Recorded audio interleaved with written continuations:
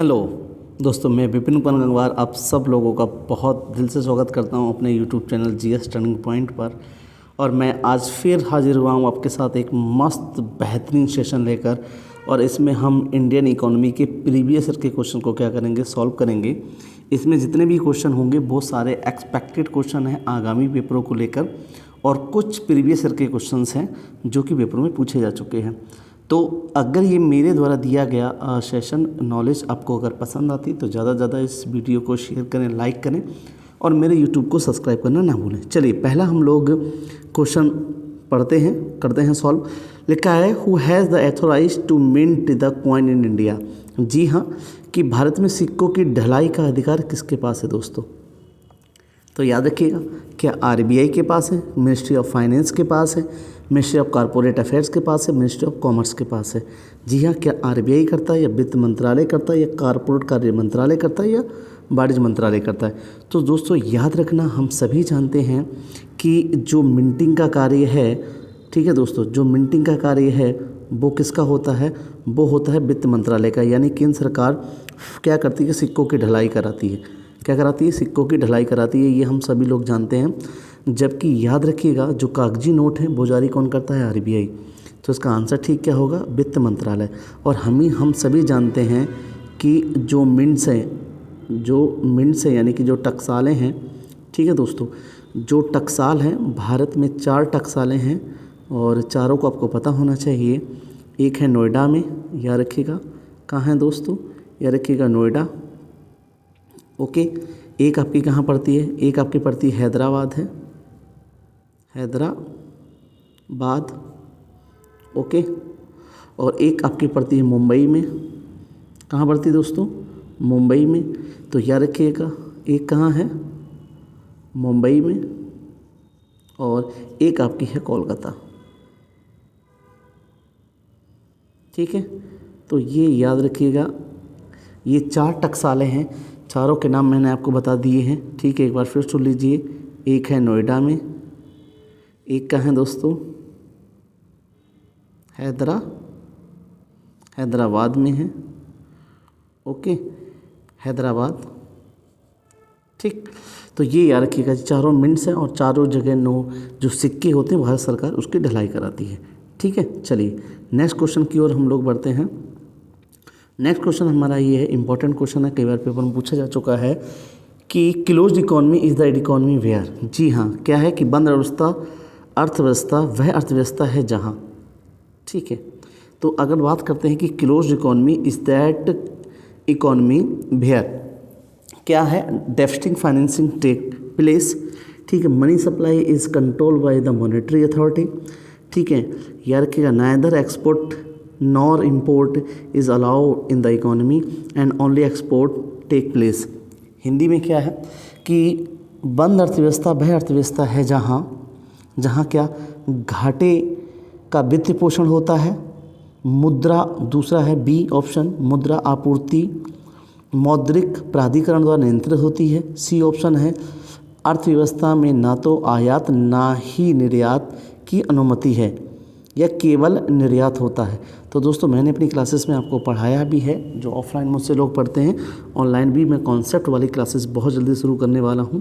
तो उसमें हमने बताया कि क्लोज इकोनॉमी क्या होती है। क्लोज इकोनॉमी का मतलब दोस्तों होता है, क्लोज इकोनॉमी हम किसको बोलते हैं? No export no import. मतलब क्या होता है? नो एक्सपोर्ट और दोस्तों नो इम्पोर्ट, यानी कि ना आयात होगा और ना ही निर्यात होगा। ठीक है, तो ये याद रखिएगा, नो एक्सपोर्ट नो इम्पोर्ट। जहाँ पे भी आपको देखने को मिल जाए वहाँ पे क्या होगा? बंद अर्थव्यवस्था होगी। ठीक है, चलिए क्वेश्चन इंपॉर्टेंट था, कई बार पेपर में पूछा जा चुका था। और नेक्स्ट क्वेश्चन मोस्ट इंपॉर्टेंट है। ये क्वेश्चन तो पेपर में कई बार पूछा गया है कि एक क्वेश्चन पूछता है हर पेपर में, कौन सा डायरेक्ट है कौन सा इनडायरेक्ट है। तो यही लिखा है कि which of the following is a direct tax, यानी कि क्या चीज़ निम्नलिखित में से कौन सा प्रत्यक्ष कर है? क्या कॉर्पोरेट टैक्स प्रत्यक्ष है? कस्टम ड्यूटी प्रत्यक्ष है? Excise duty, service tax. ये 4 के ऑप्शन दिए। हिंदी में निगम कर, सीमा शुल्क, उत्पाद शुल्क और सेवा कर। तो दोस्तों जिसको भी इसका आंसर आता है ज़्यादा से ज़्यादा कमेंट करके बताइए किसका इसको आंसर पता है इसका। तो हम सभी जानते हैं दोस्तों कि जो प्रत्यक्ष कर होते हैं वो कर होते हैं जो किसी भी व्यक्ति पे लगते हैं और उसका भार उसी के जेब पे पड़ता है, उसी के द्वारा चुकाए जाते हैं, या फिर सीधे शब्दों में ये कह सकते हैं कि जिस पर लगे उसी के द्वारा चुकाया जाए, और वो टैक्स जो ट्रांसफ़र ना की जा सके वो हमारे क्या होते हैं, प्रत्यक्ष कर होते हैं। ठीक है, और एक लफ्ज़ों में कहते हैं कि वो टैक्स जो इनकम पर लगते हैं, किस पर लगते हैं, इनकम पे लगते हैं, प्रत्यक्ष कर कहलाते हैं। तो निगम कर है, सीमा शुल्क है, उत्पाद शुल्क है, सेवा कर है। तो दोस्तों हम सभी जानते हैं कि जो निगम कर है उसको कॉर्पोरेट टैक्स बोलते हैं, कॉर्पोरेट टैक्स यानी कंपनी का कर भी इसको बोलते हैं। तो निगम कर इसका सही बिल्कुल राइट आंसर है। ओके, और चलिए मैं आपको एक ट्रिक भी दे देता हूँ। अगर आपको डायरेक्ट टैक्स याद करने हैं तो डायरेक्ट टैक्स में आपको याद करने के लिए एक मेरी तरफ से ट्रिक ले लीजिएगा। आप इसको याद कर सकते हैं, wipro.co.in प्लस गिफ्ट।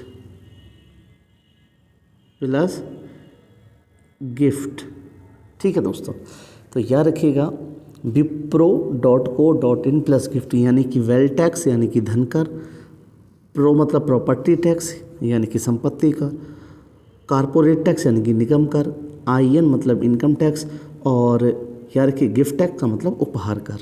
क्लियर है?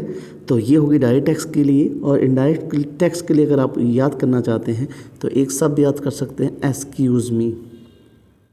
याद रखना, एक्सक्यूज़ मी। ये इनडायरेक्ट टैक्सेस की ट्रिक हो गई है, आप इजीली इसको फाइंड कर सकते हैं। EX का मतलब होता है बेटा एक्साइज ड्यूटी, यानी कि क्या, याद रखिएगा एक्साइज ड्यूटी जिसको हम बोलते हैं क्या, उत्पाद शुल्क। CU का मतलब होता है बेटा कस्टम ड्यूटी, यानी कि हमारा क्या, कस्टम ड्यूटी को हम लोग बोलते हैं सीमा शुल्क। ऐसी से हमारा सर्विस टैक्स होता है, और हम सेल टैक्स भी बोल सकते हैं। सर्विस का हम बोलते हैं सेवा कर, सेल टैक्स को बोलते हैं बिक्री कर। तो इससे 2 टैक्स याद रखिएगा। M से होता है मार्केट टैक्स जिसको हम वैट बोलते हैं, और E से होता है बेटा एंटरटेनमेंट टैक्स यानी मनोरंजन कर। हम सभी जानते हैं कि आज अप्रत्यक्ष करों के रूप में केवल GST लागू है, और GST के चलते ये सभी टैक्स समाप्त हो गए हैं। लेकिन दोस्तों याद रखना बेटा कि कस्टम ड्यूटी और सेंट्रल एक्साइज ड्यूटी ये GST के चलते समाप्त नहीं हुए हैं। ये 2 ऐसे अप्रत्यक्ष कर हैं जो GST के चलते आज भी वर्तमान में विद्यमान हैं। ओके, चलिए आई होप ये नॉलेज आपको समझ में आई होगी, पसंद आई होगी। अगर मेरे द्वारा दी गई नॉलेज आपको समझ और पसंद आ रही है तो दोस्तों ज़्यादा से ज़्यादा मेरा यूट्यूब चैनल सब्सक्राइब करें, इस वीडियो को शेयर और लाइक करें।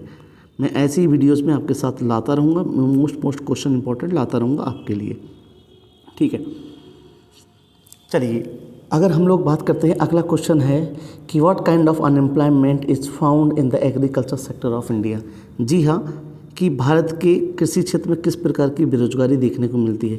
दोस्तों याद रखना, जो CGL का आगामी पेपर होने वाला है, प्री और मेंस, उसके लिए ये इम्पॉर्टेंट वीडियो, बहुत ज़्यादा इम्पॉर्टेंट होने वाला वीडियो है। तो इसके सारे क्वेश्चंस बड़े इम्पॉर्टेंट हैं जो आपके पेपर में बहुत ज़्यादा आपको हेल्प देंगे। तो इसको वीडियो को स्किप मत कीजिएगा और सारे क्वेश्चन को, नॉलेज को सही से याद करिए और देखिए। तो दोस्तों अगर मैं बात कर रहा था कि किस प्रकार की बेरोजगारी कृषि क्षेत्र में मिलती है, तो दोस्तों याद रखना, जो हमको अगर बात करें कि बेरोजगारी में मिलती है, तो बेरोजगारी जो कृषि क्षेत्र में देखने के लिए दोस्तों मिलती है। वैसे तो बेरोजगारी के कई सारे प्रकार हैं, ठीक है, प्रच्छन्न है, आप ठीक है भाई, क्या है, प्रच्छन्न है, ऐच्छिक है, अनैच्छिक है, चक्रीय है, संरचनात्मक है। क्लियर? लेकिन यहाँ पर जो एग्रीकल्चर सेक्टर में देखी जाती है बेटा, वो देखी जाती है प्रच्छन्न बेरोजगारी, यानी कि डिस्गाइज्ड अनएम्प्लॉयमेंट। ठीक है, ये याद रखिएगा। ओके, डिस्गाइज्ड यानी कि याद रखिएगा, हम इसको क्या बोलते हैं, डिस्गाइज्ड अनएम्प्लॉयमेंट, प्रच्छन्न बेरोजगारी या छिपी हुई बेरोजगारी। इस प्रच्छन्न को हम एक नाम और देते हैं, छिपी बेरोजगारी। क्या नाम देते हैं दोस्तों, याद रखिएगा, छिपी। तो क्या बोलेंगे इसको हम लोग, छिपी बेरोजगारी, छिपी हुई बेरोजगारी। ठीक है, तो जो छिपी हुई बेरोजगारी है दोस्तों, याद रखिए, ये एग्रीकल्चर सेक्टर में देखने को मिलती है। और छिपी हुई बेरोजगारी हम या प्रच्छन्न बेरोजगारी किसको कहते हैं, तो दोस्तों याद रखना, कहते हैं एक ऐसी बेरोजगारी जहाँ काम कम हो, ठीक है, काम करने वाले अधिक हों, और जो कार्य कर रहे हैं उनकी कार्यफलन क्या हो, ज़ीरो हो। यानी जो उनके मान वेतन है वो क्या हो, ज़ीरो हो, यानी वो कार्य तो करते हैं लेकिन उनके कार्य करने का कोई भी जो टोटल फलन आता है वो क्या आता है, ज़ीरो आता है। यानी अगर उनको काम से हटा भी दिया जाए तब भी उस काम पर कोई फ़र्क नहीं पड़ेगा।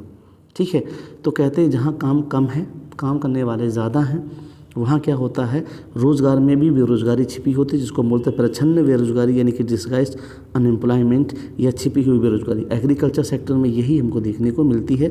और दोस्तों याद रखना एक और भी है, कोई अगर पूछता है मौसमी बेरोज़गारी, कौन सी, मौसमी बेरोज़गारी, तो दोस्तों याद रखना मौसमी बेरोज़गारी भी बारीगारी भी क्या है, एग्रीकल्चर सेक्टर में भी देखने को मिल जाती है। मौसमी बेरोज़गारी क्या होती है कि जैसे मौसम आता है तो लोगों को रोज़गार मिल जाए और जैसे ही मौसम चला जाता है तो क्या हो जाए, बेरोज़गार हो जाए। तो ये भी एग्रीकल्चर सेक्टर में देखने को मिलती है। लेकिन सबसे अगर मोस्ट इम्पॉर्टेंट अगर कब पूछा जाए तो आप ये लगाओगे कि एग्रीकल्चर में कौन सी है, तो प्रच्छन्न बेरोज़गारी है। चलिए नेक्स्ट की अगर हम लोग बात करेंगे अगले क्वेश्चंस की, और अगला क्वेश्चन बहुत ज़्यादा इम्पॉर्टेंट, बहुत इस पर आप एम इम्पॉर्टेंट लिख लीजिए क्योंकि ये कई बार पेपर में पूछा जा चुका है। ठीक है, तो लिखा है who is the chairman of the 15 finance commission of India. Okay, यानी कि भारत के 15वें वित्त आयोग के अध्यक्ष बेटा कौन है। ठीक है, तो क्या बिमल जलान है, वाई.बी. रेड्डी है, एन.के. सिंह है, यशवंत सिंह। तो सबसे पहले हम बात करते हैं वित्त आयोग की। तो दोस्तों यह रखना कि भारतीय संविधान के अनुच्छेद 280 के अंतर्गत आर्टिकल कौन सा है हमारा, ठीक है, याद रखिएगा आर्टिकल है हमारा, ठीक है, आर्टिकल 280 के अंतर्गत भारत में वित्त आयोग की बात की गई है। और ये वित्त आयोग करता क्या है, ये केंद्र और राज्य सरकार के बीच में राजस्व का बंटवारा करता है। और अभी जो हमारे 15वें वित्त आयोग के अध्यक्ष हैं दोस्तों वो है एन.के. सिंह। कौन है, एन.के. सिंह है। क्लियर है, ये याद रखिएगा। जबकि 14वें के भी कौन थे, वाई.बी. रेड्डी थे। 14वें के कौन थे, वाई.बी. रेड्डी थे। 15वें के कौन है, याद रखना एन.के. सिंह है। और इनका कार्यकाल होता है, यानी कोई भी वित्त आयोग बनता है उसका कार्यकाल होता है 5 साल। और अभी जो 15वां वित्त आयोग है इसका कार्यकाल 1 साल बढ़ा दिया गया है। कितने साल बढ़ा दिया गया है, 1 साल बढ़ा दिया गया है। क्लियर है, इतनी इन्फॉर्मेशन आप याद रखिएगा जो कि मोस्ट इंपॉर्टेंट होगी आपके पेपर के लिए। हम बढ़ते हैं नेक्स्ट क्वेश्चन पर। तो देखिए जितने भी मैं क्वेश्चंस लाया हूँ वो बहुत मोस्ट इंपॉर्टेंट क्वेश्चन है आपके आगामी पेपर के लिए। इनसे क्वेश्चन पूछा जाता है। जैसे कि ये क्वेश्चन है, बहुत बार पेपर में पूछा जा चुका है, which of the following is not the monetary tools. भाई इसमें पूछा गया है कि निम्न में से कौन सा है जो मौद्रिक उपकरण नहीं है। जी, यानी कि हम सभी जानते हैं कि जो मॉनेटरी पॉलिसी है वो आरबीआई बनाती है। कौन बनाती है, आरबीआई बनाती है दोस्तों। और आरबीआई जो मॉनेटरी पॉलिसी बनाती है इसके कई सारे टूल्स होते हैं। ठीक है, सीआरआर, एसएलआर, याद रखिएगा, bank rate, reverse repo rate, MSF, तो ये सारे क्या हैं, मौद्रिक टूल्स है। तो यही क्वेश्चन पूछा है कि इसमें कौन सा नहीं है। तो देखिए सीआरआर तो होता है, बिल्कुल होता है, एसएलआर भी होता है, ओपन मार्केट ऑपरेशन भी होता है, यानी कि ओएमओ इसको हम शॉर्ट में बोलते हैं, ओएमओ। यानी इसमें जो नहीं होता वो होता है डेफिसिट फाइनेंसिंग, यानी ये नहीं होता है। कौन सा नहीं होता है दोस्तों, सी वाला। तो इसका राइट आंसर क्या है, सी है, क्योंकि डेफिसिट फाइनेंसिंग केंद्र सरकार का काम है, ना कि आरबीआई का। ओके, और मॉनेटरी पॉलिसी कौन बनाता है दोस्तों, तो वो बनाता है आरबीआई। जबकि सरकार क्या बनाती है, वो राजकोषीय नीति बनाती है, जिसको हम फिजिकल पॉलिसी बोलते हैं। ठीक है ना, तो इतनी चीज़ आपको समझ में आ रही है तो ज़्यादा से ज़्यादा इस वीडियो को लाइक करिए, शेयर करिए। मैं ऐसे ही बेहतरीन सेशन आपके लिए लाता रहूँगा। तो आइए अगर बात करते हैं अब हम लोग इसमें अपने बारे में। अगला क्वेश्चन क्या है कि when the cash reserve ratio is increase by the RBI it will, यानी कि अगर ये कह रहा है कि जब आरबीआई द्वारा नगद आरक्षित अनुपात यानी कि सीआरआर, कैश रिजर्व रेशियो में वृद्धि कर दी जाती है तो क्या होता है।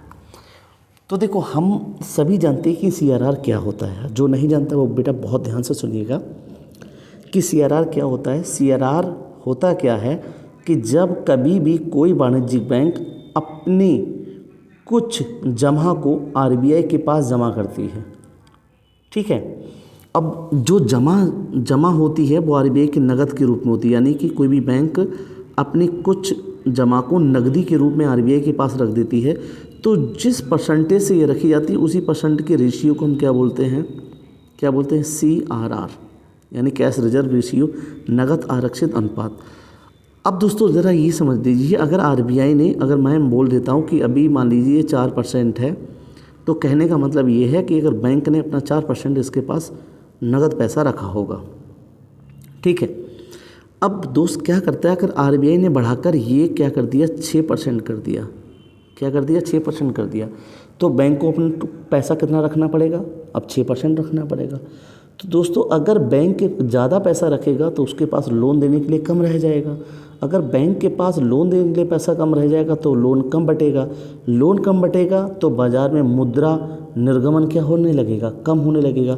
बस यही पूछा है, क्या पूछा है, यही पूछा है कि अगर सीआरआर में वृद्धि कर दिया तो क्या होगा, तो भारत अर्थव्यवस्था में पैसे की आपूर्ति बढ़ेगी, अर्थव्यवस्था में पैसे की आपूर्ति कमी होगी, अर्थव्यवस्था में पैसे की आपूर्ति पर कोई भी असर नहीं होगा। और पूछा गया है कि शुरुआत में आपूर्ति बढ़ेगी लेकिन बाद में घट जाती है। तो अभी मैंने आपको बताया अगर लोन देने के लिए कम होगा, अगर सीआरआर की रेट बढ़ा दी जाएंगी तो मनी सप्लाई बेटा कम हो जाएगी।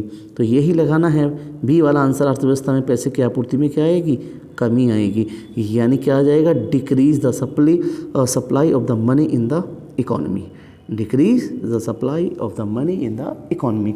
सीधी सी चीज़, एक फंडा मैं आपको बता देता हूँ, याद रखना, एम का मतलब monetary policy. If monetary policy increase, अगर मॉनेटरी पॉलिसी के रेट्स बढ़ेंगे तो दोस्तों एम का मतलब ही मनी, तो मनी सप्लाई एमएस लिख देता हूँ, ये हमेशा क्या होगी, डिक्रीज होगी, यानी घटेगी।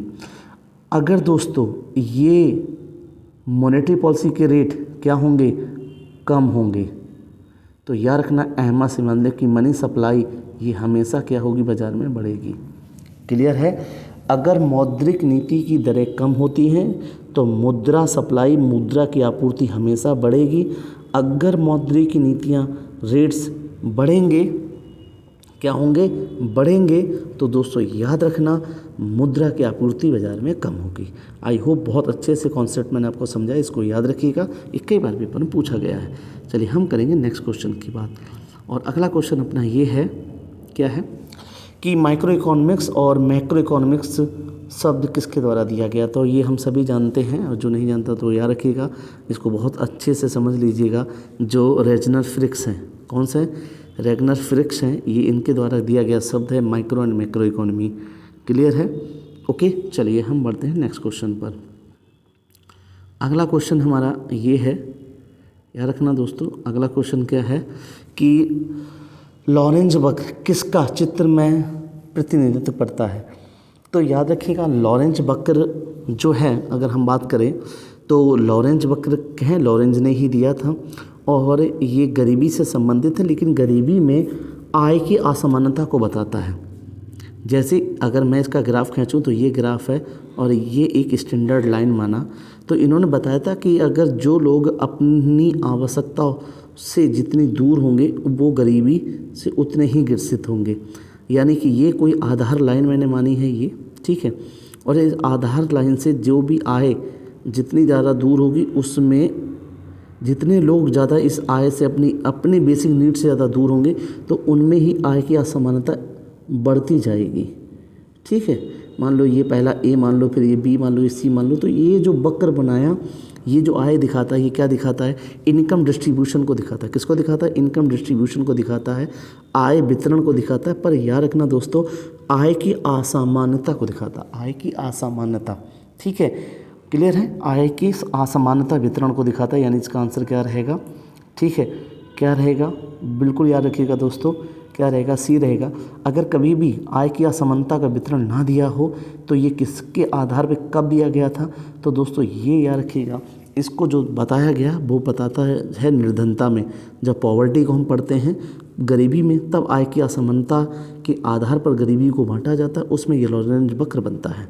क्लियर है, तो वैसे इसका जो परफेक्ट आंसर है वो क्या है, इनकम डिस्ट्रीब्यूशन, लेकिन आय के असामान्य वितरण को याद रखिए। क्या, आय की, यहाँ आय का वितरण लिखा है लेकिन यहाँ पे होगा आय का असामान्य वितरण। क्लियर है दोस्तों, तो इसका आंसर सी जाएगा। नेक्स्ट की बात करते हैं हम लोग। तो नेक्स्ट की अगर हम लोग बात करें तो अगला क्वेश्चन और भी इम्पोर्टेंट है, और अगला क्वेश्चन निम्न में से किसे संकीर्ण धन के नाम से यानी कि नैरो मनी कहते हैं। ठीक है, which of the following is the known as the narrow money. तो दोस्तों याद रखना लिक्विडिटी LIQUI याद रखिएगा DTY लिक्विडिटी यानी कि हिंदी में इसको बोलते हैं तरलता। तरलता के आधार पर दोस्तों मुद्रा को 4 भाग में बांटा गया है, M1, M2, M3 और M4। यही 4 मुद्राएं हैं। कोई पूछे तरलता के आधार पर मुद्रा को कितने भाग में बांटा गया, तो 4 भागों में बांटा गया दोस्तों, M1, M2, M3, M4, जिसमें दोस्तों याद रखना M1 को नैरो मनी बोलते हैं। यही पूछा है कि इनमें से कौन सी संकीर्ण मुद्रा है, यानी कि which of the following known as the narrow money. ठीक है, तो कौन सा आंसर हो जाएगा M1, जबकि जो M3 मुद्रा है वो कहलाती है ब्रॉड मनी, यानी व्यापक मुद्रा कौन सी कहलाएगी, ब्रॉड मनी या व्यापक मुद्रा कौन सी है, तो वो दोस्तों M3 है। क्लियर है। अब ये लिक्विडिटी के आधार पर M1 क्या होता है, M2 क्या है, M3, M4, ये मैं अपने थ्योरी सेशन में आपको एक्सप्लेन करूँगा। ठीक है ना। चलिए हम लोग बात करते हैं नेक्स्ट क्वेश्चन की। तो अगर हम लोग बात करते हैं अपने नेक्स्ट क्वेश्चन की, तो दोस्तों याद रखिएगा यहाँ से अगला क्वेश्चन हमारा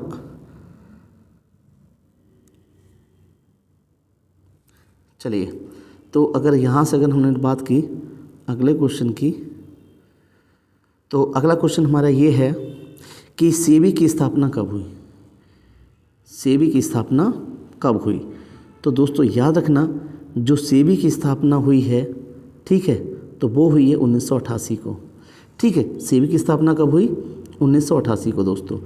अब जो सेबी की जो स्थापना हुई है वो 1988 को हुई है। तो दोस्तों इतनी चीज़ याद रखिएगा, सेबी की फुल फॉर्म बहुत इंपॉर्टेंट है, कई बार पूछी जा चुकी है। तो इसको बोलते हैं securities and exchange board of India. क्या बोलते हैं, securities and exchange board of India बोलते हैं। और इसका मुख्यालय जो है दोस्तों वो है कहाँ, हेडक्वार्टर्स का वो मुंबई में है। और वर्तमान में ये कम्युनिटी मार्केट और शेयर बाजार का क्या करता है, नियंत्रक संस्था है। ठीक है ना। चलिए हम बढ़ते हैं नेक्स्ट क्वेश्चन पर, और नेक्स्ट क्वेश्चन अपना रहा ये। तो दोस्तों अगला क्वेश्चन की अगर हम बात करें, ये भी इम्पोर्टेंट क्वेश्चन है। इसमें लिखा है कि which of these the not a monetary policy tools. Again फिर से एक क्वेश्चन बना है कि निम्न में से कौन सी मौद्रिक नीति उपकरण नहीं है। मैंने फिर बताया था कि मॉनेटरी पॉलिसी कौन बनाता है दोस्तों, RBI बनाता है, जबकि फिजिकल पॉलिसी कौन बनाता है दोस्तों, वो हमारा सरकार बनाती है, यानी कि ठीक है गवर्नमेंट बनाती है। तो ये इसमें पूछा गया कि कौन सा टूल्स है जो मौद्रिक पॉलिसी का नहीं है। तो याद रखिएगा क्या डिस्काउंट रेट है, बिल्कुल है। जो डिस्काउंट रेट है दोस्तों याद रखना, ये हमारा रेपो रेट और रिवर्स रेपो रेट जो होते हैं ये डिस्काउंट रेट ही कहलाते हैं। इवन अभी ठीक है मैं आपको बता चुका था कि CRR, SLR, ठीक है, repo rate, reverse repo rate, bank दर, बेस दर, ये सब आधार दर, ये सब क्या है मॉनेटरी पॉलिसी के ही टूल्स हैं। ऊपर है ओपन मार्केट ऑपरेशन, देखिए ये भी है, ये भी मैंने बताया था कि ये भी मॉनेटरी पॉलिसी का टूल्स है। OMO जिसको हम शॉर्ट में बोलते हैं, ओपन मार्केट ऑपरेशन। इसके बाद रिजर्व रिक्वायरमेंट, ठीक है, ये भी बिल्कुल RBI का है जी। सिक्योरिटीज़ वाला, हाँ बैलेंसिंग अकाउंट, बैलेंसिंग अकाउंट वाला नहीं है RBI का, बैलेंसिंग अकाउंट याद रखिएगा वो किसका है, वो भारत सरकार का है। चलिए नेक्स्ट की अगर हम लोग बात करेंगे नेक्स्ट क्वेश्चन की, और नेक्स्ट क्वेश्चन ये रहा, ठीक है, निम्न में से कौन सा मौद्रिक नीति का उपकरण नहीं है। तो मुझे लगता है ये क्वेश्चन रिपीट हो गया है, ठीक है, इसको हम स्किप कर देते हैं, कोई दिक्कत नहीं। आते हैं अगले पॉइंट पर। तो अगला क्वेश्चन हमारा ये है कि मॉनेटरी पॉलिसी इज़ इंडियाज़, ठीक है, फॉर्मुलेटेड बाय। तो ये याद रखिएगा, मैं अभी बता चुका था, बार बार बता रहा था कि मौद्रिक नीति कौन बनाता है। तो इसका आंसर आप इजीली दे सकते हो RBI, ठीक है, क्योंकि मैंने बताया ही था, क्योंकि सेबी क्या करता है, ये शेयर बाज़ार को रेगुलेट करता है, ठीक है। और जबकि ये याद रखिएगा फाइनेंस मिनिस्ट्री क्या करती है, ये बजट वगैरह बनाती है, जिसको हम फिजिकल पॉलिसी के अंतर्गत रखते हैं, यानी राजकोषीय। तो राजकोषीय नीति बनाने का काम सरकार का है, मौद्रिक नीति बनाने का काम किसका है, RBI का है, जबकि शेयर बाजार का नियामक संस्था कौन है, वो सेबी है। क्लियर है। चलिए नेक्स्ट क्वेश्चन देखते हैं। तो अगला क्वेश्चन है कि चीप मनी मीन्स सस्ती मुद्रा का मतलब क्या होता है। ब्याज की कम दर, निम्न स्तर की बचत, आय का निम्न स्तर, निम्न जीवन स्तर। तो low rate of interest, low level of the saving, the low level of the income and the low level of the standard of living.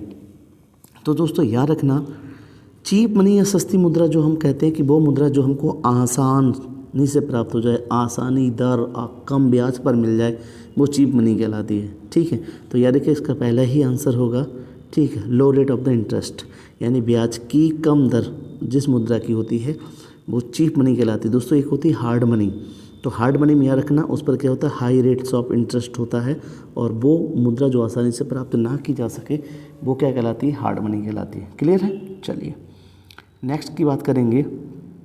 अगला क्वेश्चन हमारा है कि निम्न में से कौन सी वस्तु जीएसटी बिल के अंतर्गत शामिल नहीं होगी। तो दोस्तों ये याद रखिएगा, ठीक है, which of the following goods will not be covered the under the GST bill. तो क्या कौन सी ऐसी वस्तु है जो जीएसटी बिल के अंतर्गत नहीं है। रसोई गैस नहीं है, शराब नहीं है, पेट्रोल नहीं है। बिल्कुल दोस्तों याद रखना ये तीनों जीएसटी के अंतर्गत नहीं आते। इसका आंसर क्या होना चाहिए, उपरोक्त सभी, उपरोक्त सभी। ठीक है। चलिए थोड़ा जीएसटी के बारे में भी आपको बता देता हूँ। ठीक है, हम सभी जानते हैं जीएसटी भारत में जो शुरू किया गया दोस्तों, याद रखना जीएसटी जो शुरू किया हुआ उसके लिए 101 संविधान संशोधन किया गया, जबकि 122वां संवैधानिक बिल था। क्या था, 122वां संवैधानिक बिल था। क्लियर है। इसके बाद जीएसटी बिल को सबसे पहले पास करने वाला जो राज्य है वो तेलंगाना है। कौन सा है, तेलंगाना है। ठीक है। और लेकिन जीएसटी को शुरू करने वाला राज्य जो है वो असम है। तो बिल सबसे पहले जिसने पास किया वो तेलंगाना, पर जिसने पहली बार शुरू किया वो कौन है, असम है। क्लियर है। हमारा जीएसटी मॉडल जो लिया गया है दोस्तों वो कहाँ से लिया गया है, वो कनाडा से लिया गया। कहाँ से लिया गया है, कनाडा से लिया गया है। अगली चीज़, जीएसटी को रेगुलेट करता है जीएसटी काउंसिल, यानी जीएसटी परिषद। तो ये याद रखना, जीएसटी परिषद इसको रेगुलेट करता है। जीएसटी परिषद में दोस्तों 33 सदस्य होते हैं। कितने सदस्य होते हैं, 33। और इसका जो अध्यक्ष होता है वो होता है वित्त मंत्री। कौन होता है, वित्त मंत्री। ठीक है। वर्तमान में जीएसटी रेट 5%, 12%, ठीक है, 5-12%, और उसके बाद 18% और 28%। ये 4 रेट हैं किसकी, जीएसटी की। क्लियर है। ओके, याद रखना 1 जुलाई को शुरू हुआ, तो इसलिए हम 1 जुलाई को क्या बनाते हैं, जीएसटी डे बनाते हैं। क्या बनाते हैं, जीएसटी डे बनाते हैं। और मुख्यतः जीएसटी के देखते हैं तो हमको 4 प्रकार की देखने को मिलती है। वैसे मेनली 3 ही, पर टोटल मिला के 4 हैं। जैसे कैसा, CGST, okay, central goods and service tax, SGST, state goods and service tax, UGST, unit territory goods and service tax, और एक आता है आपका IGST, यानी integrated goods and service tax. C का मतलब है दोस्तों केंद्र वस्तु और सेवा कर, S का मतलब है राज्य वस्तु और सेवा कर, और U का मतलब होता है केंद्र शासित वस्तु और सेवा कर, I का मतलब है integrated goods and service tax. तो देखिए बड़ी इंपॉर्टेंट नॉलेज मैं आपको दे रहा हूँ जीएसटी के पर्पज़ से। या जितने भी क्वेश्चन हैं वो सारे क्वेश्चन क्या हैं दोस्तों, पेपर के पॉइंट ऑफ व्यू से बहुत इंपॉर्टेंट है। तो इसको ज़्यादा से ज़्यादा पेपर और पेन लेके नोट करते रहिए कि जो इन्फॉर्मेशन दे रहा हूँ वो आगामी पेपरों के लिए बहुत इंपॉर्टेंट है। अगर ये नॉलेज आपको पसंद समझ में आ रही है दोस्तों, तो याद रखना ज़्यादा से ज़्यादा इस वीडियो को शेयर करिए, ठीक है, लाइक करिए, और मेरे चैनल को सब्सक्राइब करना ना भूलिए। मैं ऐसे ही नॉलेजफुल वीडियोस आपके लिए लाता रहूँगा। चलिए हम लोग बढ़ते हैं नेक्स्ट क्वेश्चन पर। और नेक्स्ट क्वेश्चन की अगर हम लोग बात करते हैं दोस्तों, तो याद रखिएगा इस पर लिखा है कि किस आयोग की सिफारिश पर भारतीय रिजर्व बैंक की स्थापना की गई थी। One which commission the recommendation Reserve Bank of India was established. जी हाँ, याद रखिएगा जब RBI बना था तो उसके लिए कौन सा कमीशन बनाया गया। तो ये बहुत सबको पता है, जिसने भी थोड़ी पढ़ाई की होगी उसको ही पता है कि यंग, याद रखिएगा हिल्टन यंग कमीशन था। कौन सा था, हिल्टन यंग कमीशन था। और 1934 के RBI एक्ट के अनुसार 1 अप्रैल 1935 को RBI का क्या हुआ था, गठन हुआ था। जिसमें अगर मैं बात करूं, इसका पहला हेडक्वार्टर कोलकाता बनाया गया था, जो कि 1937 में 1937 को मुंबई ट्रांसफ़र कर दिया गया। कहाँ ट्रांसफ़र कर दिया गया दोस्तों, मुंबई। और वर्तमान में भी कहाँ है, मुंबई है। क्लियर है। चलिए अगर इतनी चीज़ समझ में आ रही है आपको, तो हम चलिए अच्छा एक चीज़ और जान लीजिए कि नेशनलाइजेशन पूछा जाता है कि RBI का राष्ट्रीयकरण कब हुआ था। तो दोस्तों याद रखिए 1949। ठीक है। चलिए हम बढ़ते हैं नेक्स्ट क्वेश्चन पर। और नेक्स्ट क्वेश्चन रहा हमारा, ये इंपॉर्टेंट क्वेश्चन है पेपर के पॉइंट ऑफ व्यू से। विच प्रोग्राम गिविन द, ठीक है, यानी का स्लोगन ऑफ गरीबी हटाओ, यानी कि गरीबी हटाओ का नारा किस कार्यक्रम में दिया गया था। यानी ऐसी कौन सी पंचवर्षीय योजना थी जिसमें गरीबी हटाओ का नारा दिया गया था। तो ये भी बड़ा इंपॉर्टेंट क्वेश्चन है। तो दोस्तों याद रखना, 5वीं पंचवर्षीय योजना थी जो कि याद रखिएगा, इस 5वीं पंचवर्षीय योजना में इंदिरा गांधी सरकार के द्वारा गरीबी हटाओ का नारा दिया गया था और बड़े इंपॉर्टेंट है। यही योजना है जो 4 साल चली थी, यानी क्वेश्चन बनता है कि कौन सी योजना 1 साल पहले समाप्त कर दी गई थी। तो रोलिंग प्लान के चलते इस योजना को 1 साल पहले ख़त्म कर दिया गया, यानी कि 4 साल चली थी। ठीक है, क्योंकि कांग्रेस हार जाएगी तो वो जनता पार्टी आ जाएगी, जिसमें तो जो पीएम बनेंगे वो कौन बनेंगे, मोरारजी देसाई। और याद रखिएगा वो क्या कर देंगे, जो इंदिरा गांधी की सरकार के द्वारा पंचवर्षीय योजना चलाई जा रही थी उसको समाप्त करके रोलिंग प्लान शुरू करेंगे। ठीक है दोस्तों, तो याद रखना गरीबी हटाओ का नारा इसी में दिया गया। और इंपॉर्टेंट कुछ फैक्ट बता देता हूँ मैं। 5वीं पंचवर्षीय योजना में ही भारत की पहली इमरजेंसी लगाई गई थी 1975 में। ठीक है, याद रखिएगा क्या लगाई गई थी, इमरजेंसी अनाउंसमेंट किया था इंदिरा गांधी ने 1975 में। क्लियर, तो ये कुछ याद रखिएगा। 20 सूत्री कार्यक्रम भी किसने दिया था, वो भी इंदिरा सरकार के द्वारा ही दिया गया। तो ये कई सारे पॉइंट हैं जो आपके पेपर में पूछे जा चुके हैं। ठीक है, और आगे हम ही प्रश्न पूछने की संभावना है। हम बढ़ते हैं नेक्स्ट क्वेश्चन पर। दोस्तों नेक्स्ट क्वेश्चन फिर बड़ा इंपॉर्टेंट है और इस पर फिर पूछा गया है, which of the following the indirect tax, कौन सा ऐसा टैक्स है जो कि इनडायरेक्ट है यानी अप्रत्यक्ष है। और मैंने पिछले अभी स्लाइड में आपको इनडायरेक्ट की मैंने आपको एक ट्रिक दी थी, अगर वो आपको याद है तो आप आराम से कर सकते हैं। ठीक है, तो याद रखिएगा अगर मैं बात करता हूँ इनमें से कौन सा इनडायरेक्ट टैक्स है, तो हम सभी जानते हैं आयकर डायरेक्ट है, संपत्ति कर भी डायरेक्ट है, निगम कर भी डायरेक्ट है। तो मैंने आपको बताया था ऐसी से सर्विस टैक्स और सेल टैक्स बताए थे, एक्सक्यूज भी बताया था ना ट्रिक, उस एक्सक्यूज में ऐसी से 2 टैक्स बताए थे, सेल टैक्स और सर्विस टैक्स, यानी कि सेल टैक्स का मतलब बिक्री कर। तो यही क्या है दोस्तों, अप्रत्यक्ष कर है। इसका आंसर क्या होगा, अप्रत्यक्ष करों में, यानी कि कौन सा, सेल टैक्स। सेल टैक्स जो है वो अप्रत्यक्ष कर है, बकाया सब क्या है, प्रत्यक्ष कर है। चलिए हम बढ़ते हैं नेक्स्ट क्वेश्चन पर। नेक्स्ट क्वेश्चन है हमारा कि in which type of the unemployment do the, याद रखिएगा, marginal productivity of the workers is a zero. जी, किस प्रकार की बेरोजगारी में श्रमों की सीमांत उत्पादकता शून्य होती है। और ये देखिए मैं अभी बता चुका था पिछले बारे में, मैं पिछले ये डिस्कस कर चुका था कि एक ऐसी जगह जहाँ काम है, काम करने वाले ज़्यादा हों, ठीक है, और उनकी काम करने की जो सीमांत उत्पादकता है वो क्या हो, शून्य हो, जो कार्यफलन जिसका क्या हो, शून्य हो, तो वहाँ छिपी हुई या फिर क्या प्रच्छन्न बेरोजगारी देखी जाती है, और जो अधिकतर एग्रीकल्चर सेक्टर में देखने को मिलती है। ठीक है, तो इसका आंसर आई होप आप सब लोगों ने लगा लिया होगा, प्रच्छन्न बेरोजगारी। क्लियर, मौसमी बेरोजगारी भी बताई थी मैंने, जो मौसम के अनुसार आए और चली जाए। ठीक है, अनैच्छिक भी बेरोजगारी, अनैच्छिक का मतलब क्या है कि जब किसी बंदे को नौकरी चाहिए होती है, ठीक है, वो किसी भी तनख्वाह पर किसी भी लेवल पे नौकरी करना चाहता है, काम करना चाहता है, पर उसको काम ना मिलता हो, तो ऐसी बेरोजगारी को क्या बोलते हैं, अनैच्छिक बेरोजगारी बोलते हैं। संरचनात्मक बेरोजगारी, दोस्तों याद रखना भारत में सबसे ज़्यादा जो बेरोजगारी वो संरचनात्मक बेरोजगारी है। ठीक है, भारत में जो मुख्यतः बेरोजगारी देखी जाती है वो किस प्रकार की देखी जाती है, संरचनात्मक। अगर क्वेश्चन आता है आपके पेपर में, वैसे तो भारत में कई प्रकार की बेरोजगारी है, लेकिन जो मुख्यतः देखी जाती है वो कौन सी देखी जाती है, वो संरचनात्मक बेरोजगारी है। ठीक है, ओके, चलिए बात करते हैं नेक्स्ट के बारे में हम लोग। और नेक्स्ट क्वेश्चन ये रहा हमारा, ठीक है, अगर इस क्वेश्चन के बारे में बात करूँ तो है national sample survey the office was establish in. तो याद रखना जो नेशनल सैंपल सर्वे है ये 1950 में बनाया गया था। ठीक है, इसकी स्थापना कब हुई थी, 1950 को हुई थी। राष्ट्रीय नमूना सर्वेक्षण कार्यालय इसको बोलते हैं हम लोग, और ये 1950 में बना था। एक और होता है CSO, क्या होता है, CSO, सेंट्रल स्टैटिस्टिकल ऑफिस बोलते हैं इसको, केंद्रीय सांख्यिकी कार्यालय। तो दोस्तों याद रखना ये 1951 में बना था। ये कब बना था, 1951 में। लेकिन आ जाए नेशनल सैंपल सर्वे, राष्ट्रीय नमूना सर्वेक्षण कार्यालय, तो ये बना था 1950 को। आई होप इतनी चीज़ याद रखना। CSO का याद रखना हेडक्वार्टर कहाँ है दोस्तों, दिल्ली में है, और 1951 में ये बना था। और दोस्तों एक चीज़ और याद रखिएगा, भारत में राष्ट्रीय आय की गणना जो कौन करता था, CSO ही करता है। और अभी NSO CSO को मिलाकर एक नई संस्था बनाई गई है। ठीक है, कौन सी बनाई गई है, NSO बना दिया गया है। ठीक, ये याद रखिएगा।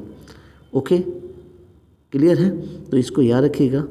ठीक है, तो अगर मैं बात करता हूँ यहाँ से जो NSO है यानी national sample survey organisation, NSS, ठीक, वैसे इसका पूरा नाम है NSSO। एक बार फिर से इसको देख लीजिए, थोड़ा सा लगता है कहीं बोलने में गलती कर गया हूँ मैं।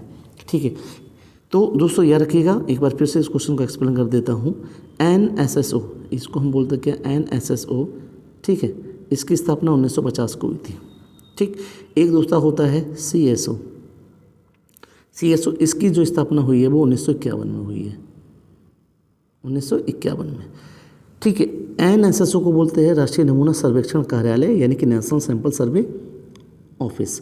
CSO को बोलते हैं केंद्रीय सांख्यिकी कार्यालय, यानी कि सेंट्रल स्टैटिकल ऑफिस। अभी इन दोनों को मर्ज कर दिया गया, इन दोनों को मिला दिया गया है, और दोस्तों यार कि इन दोनों को मिलाकर बना दिया गया है नेशनल स्टैटिकल ऑफिस, यानी NSO बना दिया गया। क्या बना दिया गया, NSO, ठीक है ना। और इसका मुख्यालय कहाँ है, दिल्ली में। चलिए, आई होप अब क्लियर हो गया होगा। तो अगर हम लोग बात करते हैं अगले के बारे में, अगले क्वेश्चन के बारे में, तो क्वेश्चन है कि चक्रीय घर्षण बेरोजगारी में पाई जाती है।